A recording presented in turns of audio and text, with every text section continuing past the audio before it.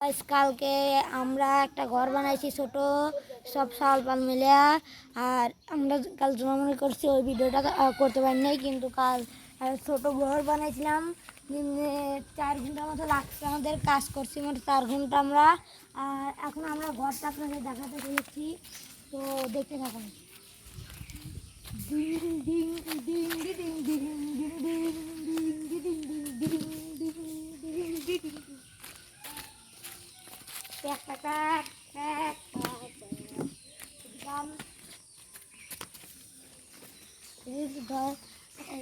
এখান থেকে চুলা বানাইছি আমরা সব।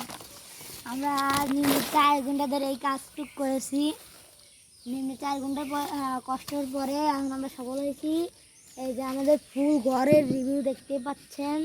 তো ঘরটা যদি ভালো লাগে লাইক কমেন্ট শেয়ার করে দেবেন, আর পারলে একটা সাবস্ক্রাইব করে দেবেন। তো ভিডিওটা এই তোমাতে থাক আর